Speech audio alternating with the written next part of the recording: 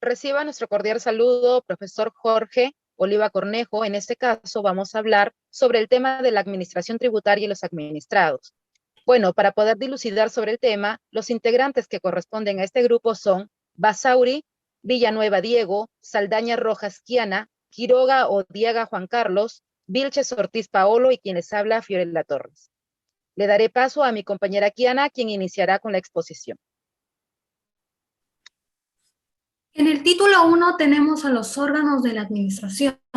Tenemos la competencia de la SUNAT, que nuestro código tributario en el artículo 50 nos manifiesta que la SUNAT es competente para la administración de tributos internos y de los derechos arancelarios, así como para la realización de las actuaciones y procedimientos que corresponda llevar a cabo a efecto de prestar y solicitar la asistencia administrativa mutua en materia tributaria. Este artículo quiere decir que la ley le otorga a la SUNAT la competencia para establecer los tributos internos y arancelarios. En la siguiente imagen podemos apreciar la competencia de los gobiernos locales. En el artículo 52 de nuestro Código Tributario nos dicen que los gobiernos locales administran exclusivamente las contribuciones y tasas municipales, sean estas últimas derechos, licencias o arbitrios, por excepción los impuestos que la ley les asigne. Este artículo quiere decir que los tributos internos nacionales, que son aquellos que la SUNAT dirige, tenemos los tributos internos locales, cuya administración está a cargo de las municipalidades. Siguiente imagen, por favor. En los órganos resolutores, en el artículo 53 del Código Tributario, nos hablan de los órganos de resolución de son el Tribunal Fiscal, la SUNAT, los gobiernos locales y otros que la ley señale. En la siguiente imagen podemos apreciar los órganos de resolución en materia tributaria. Tenemos dos imágenes ahí, el Tribunal Fiscal, la SUNAT, la siguiente, otros órganos de resolución en materia tributaria. Podemos apreciar las imágenes de gobiernos locales y otros que señale la ley. Siguiente imagen, por favor. Y por último tenemos la exclusividad de las facultades de los órganos de la administración.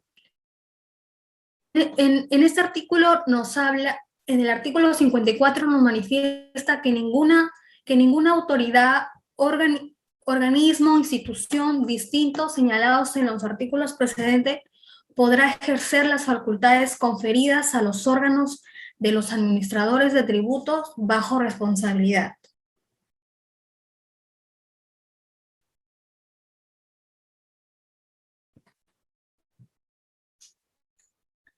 Hola, el día de hoy les hablaré acerca de las facultades de la administración tributaria, las cuales son abordadas en nuestro Código Tributario, específicamente en el título 2 del libro 2, en donde aborda las facultades con las que goza la administración. En ese sentido, tenemos que en el capítulo 1 del título 2 se regula la facultad de recaudación. En el capítulo 2 se regula la facultad de determinación y fiscalización. Y finalmente, en el capítulo 3 se regula la facultad sancionadora. Advertimos de lo señalado que las facultades a las que hacemos mención son prerrogativas y atribuciones que el fisco confiere expresamente a la administración tributaria para que ésta pueda coadyuvar a que todos los llamados a contribuir cumplan efectivamente con sus obligaciones tributarias y consecuentemente el Estado perciba los ingresos que por concepto de tributos le corresponden. Pasemos ahora a hablar de la facultad de recaudación. En esta imagen ustedes pueden apreciar que hemos consignado la facultad de recaudación, la cual está regulada en el artículo 55 de nuestro Código Tributario. La facultad de recaudación tiene que ver con los actos de la administración tributaria conducentes a la cobranza de las deudas tributarias. Para tal efecto, se vale de diferentes mecanismos para el cumplimiento de tal fin. En ese sentido, el artículo 55 del Código Tributario señala que es función de la administración tributaria recaudar tributos y para tal efecto podrá contratar directamente los servicios de las entidades del sistema bancario y financiero, así como de otras entidades para recibir el pago de deudas correspondientes a tributos administrados por aquella. Tenemos entonces que la administración tributaria celebra convenios con otras instituciones para recibir y procesar declaraciones y otras comunicaciones dirigidas a la administración. En ese sentido, podemos mencionar que actualmente la SUNAT y un gran número de gobiernos locales han celebrado convenios con distintas entidades del sistema financiero para la recepción de las declaraciones tributarias y para la cobranza de los tributos bajo su ámbito. Finalmente, debemos señalar que la administración tributaria tiene como función principal cobrar o percibir tributos, la misma que puede ejecutarse de forma voluntaria o a través de acciones forzosas o coactivas. Como ustedes pueden apreciar en esta imagen, hemos realizado una división, ¿no? Cuando hacemos referencia a la forma voluntaria, esta puede ser de manera directa, en la cual la recaudación la realiza la misma administración tributaria. También puede ser de manera indirecta, en la cual la administración tributaria pone en marcha el sistema de recaudación bancaria, mediante el cual los bancos, ¿no?, que están afiliados a la administración tributaria reciben la declaración y el pago de deudas tributarias. Y por último, la administración tributaria también puede ejercer también la facultad de recaudación a través de acciones forzosas coactivas, imponiendo medidas cautelares o a través de procedimientos de cobranza coactiva ante la falta de pago del contribuyente. En la siguiente imagen que vamos a proyectar, vamos a hablar acerca de la determinación tributaria. La determinación tributaria es el acto por el cual se llega a establecer la existencia de una deuda tributaria y se va a individualizar al obligado a pagarla y se fijará el importe de la misma. En ese sentido, la administración tributaria verifica la realización de un hecho imponible, identifica al deudor tributario, señala la base imponible y la cuantía del tributo, y explicado esto de una manera más simple, el hecho imponible es cuando un ciudadano, por medio de una acción realizada, como puede ser de repente comprar un auto o una casa, tenemos que esta acción da lugar a una obligación tributaria, que es el pago de un impuesto. En ese sentido, la administración tributaria va a verificar la realización del hecho imponible, identifica al deudor tributario, señala la base imponible y la cuantía del tributo que ha de pagar este contribuyente. En la siguiente imagen que voy a proyectar, pasaremos a hablar de la facultad de fiscalización, ¿no? El Código Tributario nos da una definición, una definición exacta de lo que es una fiscalización tributaria. En ese sentido, se ha encontrado en la resolución del Tribunal Fiscal 9515 del 2004 una definición de lo que es fiscalización tributaria, la cual ha sido realizada interpretando el artículo 62 y señala esta resolución que la facultad de fiscalización es el poder del que goza la administración tributaria según ley, con la finalidad de comprobar el cumplimiento de las obligaciones y la procedencia de beneficios tributarios. Asimismo, supone la existencia del deber de deudores tributarios y terceros de realizar las prestaciones establecidas legalmente para hacer posible esta comprobación, cuyo incumplimiento constituye infracción sancionable, encontrándose la administración tributaria facultada en el ejercicio de su función fiscalizadora a notificar a los contribuyentes a fin que le proporcionen la información tributaria y documentación pertinente con la cual pueda determinar la verdadera naturaleza del hecho imponible. Por último, hablaremos en la siguiente imagen que voy a proyectar acerca de la función sancionadora. La administración tributaria tiene la facultad discrecional de determinar y sancionar administrativamente la acción u omisión de los deudores tributarios o terceros que violen las normas tributarias. El Código Tributario precisa que la facultad sancionadora de la administración tributaria se ejerce también en forma discrecional, con lo cual se permite que el ente fiscal pueda sancionar o no las infracciones tributarias, aplicando criterios de oportunidad o conveniencia de su función administrativa. También tenemos que la administración tributaria ejercerá la facultad sancionadora en base a principios de legalidad, en base a que solo se puede establecer una sanción por una norma con rango de ley. También aquí ustedes pueden apreciar el principio de tipicidad, que hace referencia a que solo se puede sancionar los conductos expresamente previstas en la ley. También tenemos el principio de no bis in idem, en el cual refiere a que no se podrá imponer sucesiva o simultáneamente una pena y una sanción administrativa por el mismo hecho en los casos que se aprecie la identidad del sujeto, hecho y fundamento.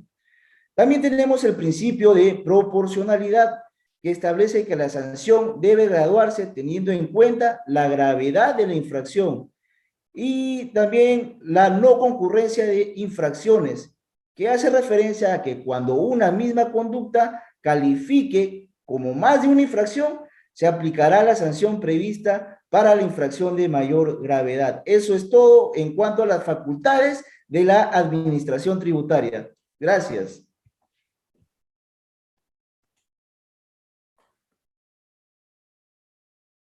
En el título 3 hablaremos sobre las obligaciones de la administración tributaria. Podemos observar la imagen elaboración de proyectos que se encuentra en el artículo 83 del Código Tributario, la orientación al contribuyente. Podemos apreciar la imagen artículo 84. Siguiente imagen, por favor.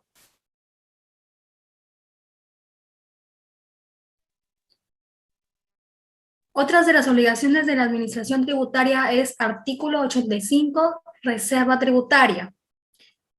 Siguiente imagen, por favor.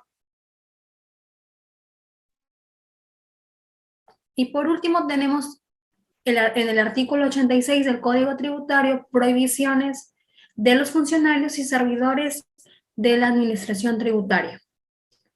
Le cedo el pase a mi siguiente compañera.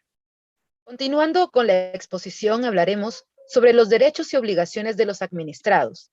Para esto, es necesario hacer hincapié en cuanto a la conceptualización de qué es el contribuyente.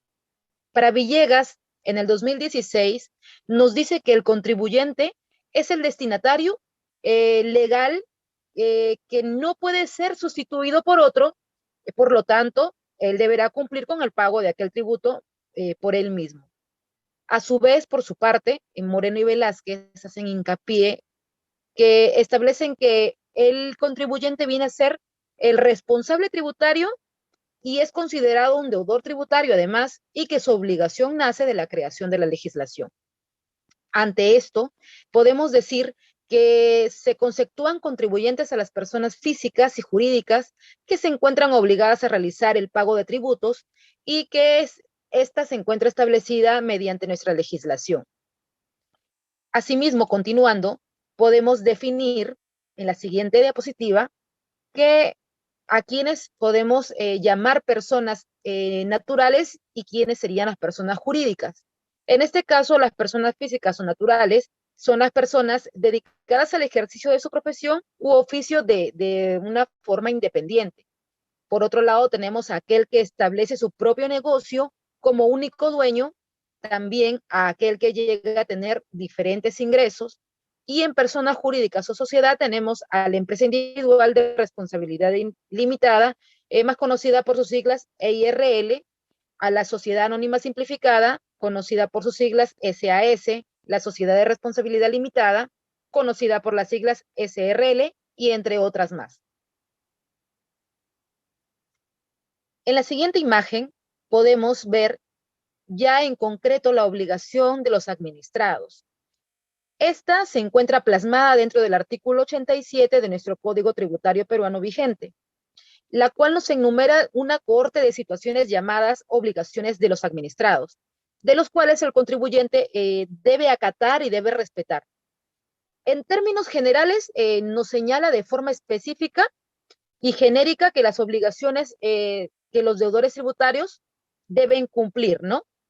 De forma que los deudores deberán facilitar a la administración tributaria los trabajos de fiscalización y determinación de la deuda tributaria.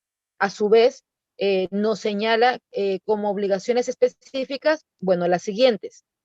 En este caso hablaremos de unas cuantas. Como primera obligación tenemos que el contribuyente está obligado a inscribirse en el registro de la administración tributaria. También tenemos que éste debe demostrar que realizó su inscripción cuando la administración tributaria lo solicite, además de consignar el número de identificación y de inscripción de los documentos pues que correspondan. A su vez tenemos que el contribuyente debe emitir y brindar comprobantes de pago conforme la legislación lo establece. En el siguiente apartado tenemos que debe presentar declaraciones, informes y todos los documentos que se encuentren vinculados a los hechos que generan las obligaciones a tributar. Dichos documentos son presentados pues ante la administración tributaria cuando ésta la solicite. Por otro lado, tenemos que los contribuyentes deben presentar libros contables y otros libros de registro que son exigidos pues por la legislación y reglamentos, además de permitir el control por parte de la administración tributaria y presentar ante las oficinas fiscales o ante la autoridad las declaraciones, los informes que se encuentren vinculados a los hechos que generan la obligación tributaria. Tal como lo podemos distinguir, existe un sinnúmero de obligaciones, pero podemos decir que existe dentro de las obligaciones tributarias a cargo de los deudores, dichas obligaciones que se dividen en dos clases. Por un lado tenemos a las obligaciones principales y por el otro tenemos a las obligaciones accesorias, siendo la obligación principal el pago del tributo y las obligaciones accesorias, las cuales he nombrado, son aquellas que ya gravitan en torno a la principal. Continuando con la exposición, en la siguiente imagen, podemos ver, en la siguiente imagen, podemos hablar sobre los derechos de los administrados. Tanto como los administrados tienen obligaciones, pues también gozamos de derechos. Y esto, dentro del Código Tributario, en su artículo 92, nos habla específicamente que se ha establecido los derechos de los administrados, la cual podemos decir que no se encuentra de una manera tajante o cerrada, ya que esta se hace hincapié de además de los derechos previamente establecidos en la ley, pues los administrados podrán llegar a ejercer sus derechos otorgados tanto por nuestra Constitución política y por otras leyes específicas, como por ejemplo podemos nombrar los derechos que se encuentran plasmados dentro de la Ley de Procedimiento Administrativo General. Continuando, en la siguiente imagen, vamos a hablar de unos cuantos derechos de los cuales goza el administrado. La siguiente imagen, por favor.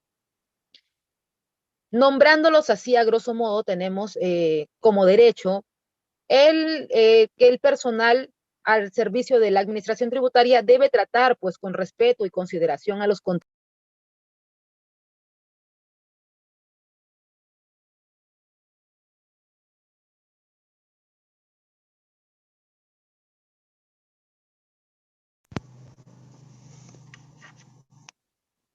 El contribuyente puede llegar a reclamar el reembolso de lo que se pagó de manera indebida o en exceso.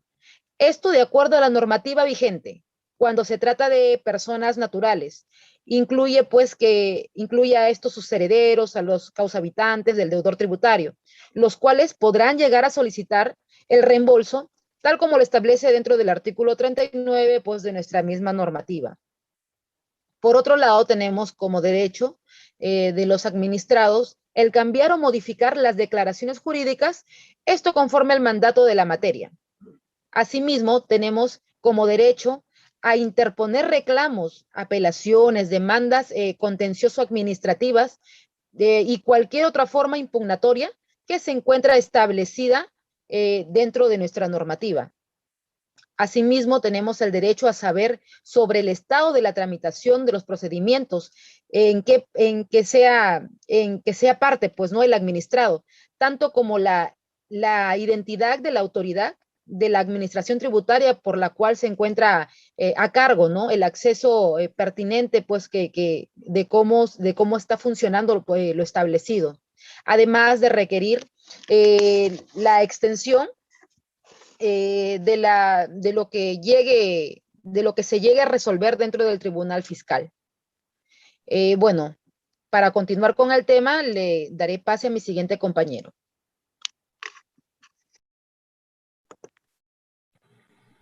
Continuando con ese orden normativo, ahora nos vamos a enfocar en lo que viene a ser el título sexto del libro segundo del Código Tributario. El título sexto nos hace referencia a las obligaciones de terceros. Iniciando con este título, damos referencia a la vez al artículo 96. El artículo 96 nos habla de las obligaciones de los miembros del Poder Judicial y a la vez también de los miembros en otros. Ante ello, podemos mencionar que en este artículo el código hace una extensión a terceros. Esos van a ser miembros del Poder Judicial, miembros del Ministerio Público, algunos funcionarios o servidores públicos, estos también haciendo mención a los miembros del Congreso de la República, notarios, fedatarios y martilleros públicos. Estos sujetos van a tener que dividirse en aquellos deberes formales, como viene a ser la comunicación y también a proporcionar a la administración tributaria la información relativa a los hechos susceptibles de generar obligaciones tributarias, dichos hechos que tengan conocimiento en el ejercicio de sus funciones. Asimismo, estas se encuentran obligados a cumplir con lo solicitado expresamente por la administración tributaria, así como a permitir y facilitar el ejercicio de las funciones de esta. El incumplimiento de tales deberes lleva consigo a una sanción. Estas sanciones se encuentran tipificadas en el numeral 15 del artículo 177 y en los artículos 186 y 188 del presente código. En la siguiente imagen, como podemos ver, tenemos al artículo 97. Dicho artículo nos hace referencia a las obligaciones del comprador, del usuario, del destinatario y del transportista. ¿Qué es lo que viene a decir este artículo o qué es lo que se refiere este artículo? Bueno, tasativamente e imperativamente, este artículo determina que los deberes de terceros, ya sean del comprador de bien o del usuario de un servicio, o también en el cabo puede ser de un transportista, estos tienen como sujetos a deber exigir a los vendedores o prestadores de servicio la entrega respectiva de los comprobantes de pago. Dicho esto, se hace mención para que puedan tener conocimiento también ellos mismos de que cumplen con sus pagos hacia la SUNAT a emitir estos comprobantes. Asimismo, también pueden exigir las guías de remisión o documentos que correspondan a los bienes. Además, esto debe llevar consigo dichos documentos durante su traslado. También pueden tener implicancias en el cumplimiento del pago, en este caso, como vienen a ser las siglas SPOT, que viene a ser el Sistema de Pago de Obligaciones Tributarias en el Gobierno Central. Añade también el artículo mencionado, el artículo 97, que el comprador, el usuario, el transportista, están obligados a exhibir los referidos comprobantes, guías de remisión o documentos a los que los funcionarios de la administración tributaria cuando fueran requeridos. El incumplimiento de tales obligaciones conlleva también consigo una implicancia de sanciones. Estas sanciones que se encuentran tipificadas en los numerales 4, 5, 6, 7, 15 y 16 del artículo 174 del Código Tributario. A continuación pasamos al séptimo título, como viene a ser el Tribunal Fiscal. El artículo 98 nos va a hablar o nos va a expandir una visión sobre cómo se hace la composición de dicho Tribunal Fiscal. Este Tribunal Fiscal está conformado, primero, por la presidencia del Tribunal Fiscal, integrada por el vocal presidente, quien representa al Tribunal Fiscal. En segundo término, tenemos que la sala plena del Tribunal Fiscal, compuesta por votos los vocales del Tribunal Fiscal, quien es el órgano encargado de establecer, mediante acuerdos de sala plena, los procedimientos que permiten el mejor desempeño de las funciones del Tribunal Fiscal, así como la unificación de los criterios de sus salas. Asimismo, podemos señalar también que en tercer punto tenemos la vocalía administrativa. Este está integrado por un vocal administrativo encargado de la función administrativa. En el punto 4 podemos mencionar también o referenciar a las salas especializadas, cuyo número será establecido por el Decreto Supremo según la necesidad operativa del Tribunal Fiscal. Y por último, tenemos en el quinto punto, quien conforma este Tribunal Fiscal, que viene a ser la Oficina de Atención de Quejas. Esta va a ser integrada por los resolutores, secretarios de atención de quejas de profesión, abogado. Asimismo, vamos a señalar a la vez el artículo 99. En ese mismo orden de ideas, nos referimos al nombramiento y ratificación de los miembros del Tribunal Fiscal. Ante ello, podemos dilucidar lo que dice este cuerpo normativo, que el vocal presidente, vocal administrativo y los demás vocales del Tribunal Fiscal son nombrados mediante resolución suprema refrendada por el Ministerio de Economía y Finanzas por un periodo de 3 años. Corresponde a la vez al presidente del Tribunal Fiscal designar al presidente de las salas especializadas. Este va a disponer la conformación de las salas y proponerá a los secretarios relatores, cuyo nombramiento se efectuará mediante resolución ministerial. Asimismo, podemos mencionar de que los miembros del Tribunal Fiscal serán ratificados cada 3 años. Sin embargo, serán removidos de sus cargos si incurren en negligencia, incompetencia o inmoralidad, sin perjuicio de las faltas de carácter disciplinario previstas en el Decreto Legislativo número 276 y su reglamento. Asimismo, podemos hacer mención también al siguiente cuerpo normativo, que viene a ser el artículo 100. ¿Qué nos dice el artículo 100 o qué es lo que abarca el artículo 100? Este referido artículo nos hace mención al deber de atención de los vocales y resolutores secretarios y abstención de quejas del Tribunal Fiscal. Asimismo, en ese mismo orden de ideas, vamos a mencionar al artículo 101. El artículo 101 nos hace mención al funcionamiento y atribuciones del Tribunal Fiscal. Como podemos ver en la presente imagen, son las atribuciones que se le otorgan al Tribunal Fiscal. Y también tenemos consigo mismo al artículo 102. El artículo 102 nos hace mención a las jerarquías de normas. Estas jerarquías de normas, como apreciamos en la presente imagen, al resolver el Tribunal Fiscal, deberá aplicar la norma de mayor jerarquía. En dicho caso, la resolución debe ser emitida con carácter de jurisprudencia, de observancia obligatoria, de acuerdo a lo que establece el artículo 154 del presente Código Tributario.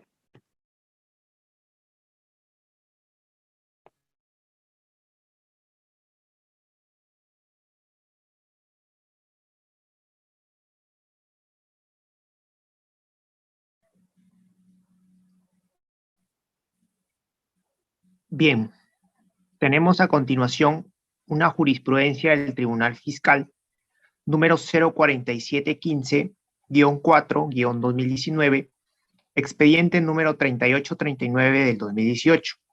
El interesado es una micro y pequeña empresa. El asunto es el impuesto general a las ventas. La procedencia es Lima y la fecha es el 21 de mayo del 2019.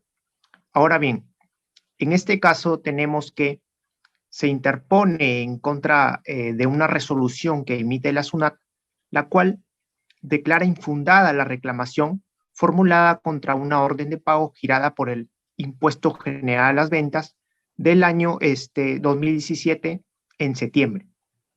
La recurrente sostiene lo siguiente, que la orden de pago no es el medio idóneo para determinar el correcto o incorrecto acogimiento a un régimen tributario, o desconocer este mismo.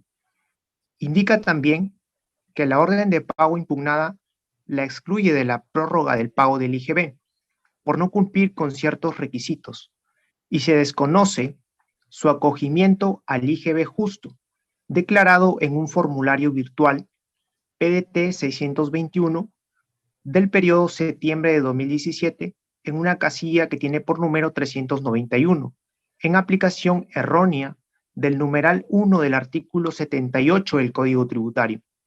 Argumenta además que este tribunal, en diversos acuerdos de sala plena, ha precisado que no corresponde emitir una orden de pago cuando el contribuyente no cumple los presupuestos legales establecidos para modificar o suspender una determinación y que procede declarar la nulidad del acto administrativo emitido como orden de pago en aquellos supuestos en los que debió emitirse una resolución de determinación.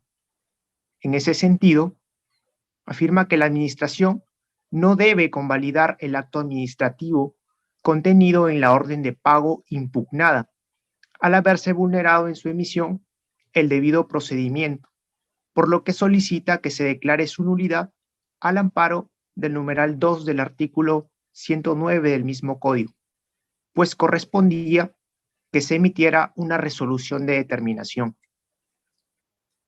¿Y qué es lo que señala la Administración? Agrega que no resulta aplicable esta prórroga del pago del IGB, dado que la recurrente se encuentra en el supuesto de exclusión establecido en el artículo 3 de dicha ley, al haber incumplido con efectuar el pago de sus obligaciones correspondientes al IGB de abril y mayo del año 2017.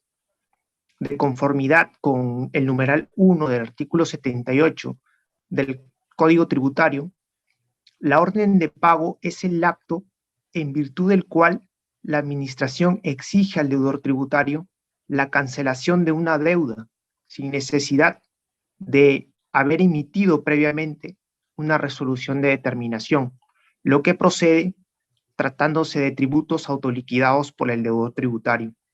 En suma, no se podrá optar por la prórroga, salvo que se hubiera regularizado dicho incumplimiento hasta la fecha límite de regularización. Sobre el particular, se han suscitado dos interpretaciones. La primera, que indica que no corresponde la emisión de una orden de pago cuando la Administración objeta el cumplimiento de los requisitos para acogerse a la prórroga del pago del IGB para la micro y pequeña empresa. Y la segunda interpretación es según la cual corresponde la emisión de una orden de pago cuando la Administración objeta el cumplimiento de los requisitos para acogerse a dicha prórroga.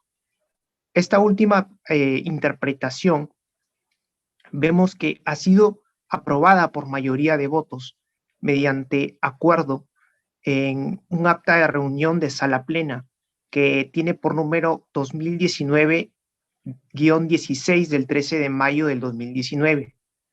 Se hace hincapié, además, que aquel es un acto de requerimiento y no de determinación, por lo cual se desprenden consecuencias, como lo es la obligación de efectuar el pago, y que la deuda contenida en una orden de pago adquiere esa calidad de exigible coactivamente a partir del día siguiente de su notificación, a diferencia de lo que es la deuda contenida en resoluciones de determinación y de multa, la cual se adquiere dicha condición una vez que se ha transcurrido el plazo previsto por el Código Tributario, para impugnar sin que el deudor tributario haya presentado este recurso de impugnación correspondiente.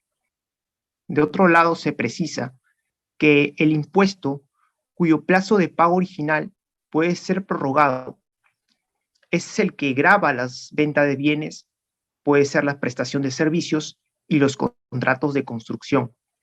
Al respecto, se indica que no solo se puede optar por la prórroga hasta la fecha de vencimiento, pues a partir del día siguiente a dicha fecha, el impuesto es exigible conforme con lo dispuesto en el artículo 3 del Código Tributario. En efecto, en dicha situación, la Administración Tributaria gira un requerimiento de pago de una deuda que valora como cierta, puesto que se basa en lo autoliquidado y exigible justamente porque considera que el deudor no cumple los requisitos de la Ley 30524 y sus normas reglamentarias. Al respecto, por un lado debe considerarse que el propósito de la Ley 30524 es posibilitar una prórroga para el pago del impuesto, sin que ello genere intereses moratorios, siempre que se cumplan determinados requisitos. Es decir, es un beneficio. Por otro lado, debe entenderse en cuenta que una orden de pago contiene deuda exigible coactivamente cuando ha sido notificada conforme a ley. Como se ha indicado anteriormente, si se concluye que se cumplían los requisitos para acogerse a la referida ley, la orden de pago no habría contenido una deuda exigible y debería ser pagada sin efecto. ¿Qué sostiene en este caso el Tribunal Fiscal? Bueno, que se tiene que en el caso bajo análisis corresponde que la administración emitiera una orden de pago por el tributo declarado por la recurrente y se considera que ésta no cumplía con los requisitos de la citada ley, la número 30.524, y sus normas reglamentarias para acogerse a la prórroga del pago del IGB.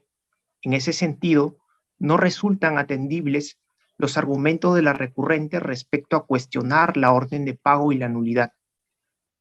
Conforme se aprecia en autos, es lo que señala el Tribunal Fiscal, la Administración considera que la recurrente se encuentra en el supuesto de exclusión por haber incumplido en efectuar el pago de sus obligaciones correspondientes al IGB de abril y mayo del año 2017, hasta la fecha límite establecida para su regularización.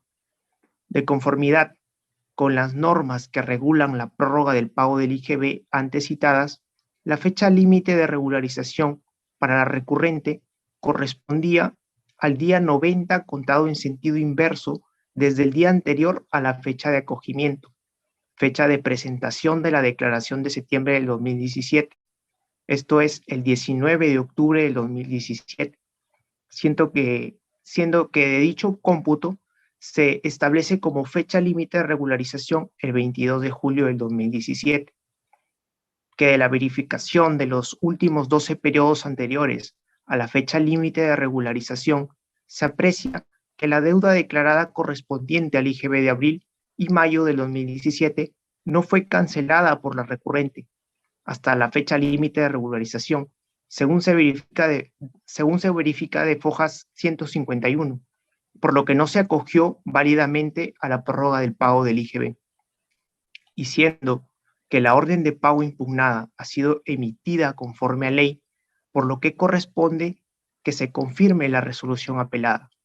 Por lo tanto, se resuelve confirmar la resolución de intendencia número 026 14 015 6356 de la SUNAT del 22 de febrero del 2018 y se declara que corresponde la emisión de una orden de pago al amparo del numeral 1 del artículo 78 del Código Tributario cuando la administración objeta el cumplimiento de los requisitos para acogerse a la prórroga del pago del IGB para la micro y pequeña empresa, que se registre, que se comunique y se remita a la SUNAT para sus efectos.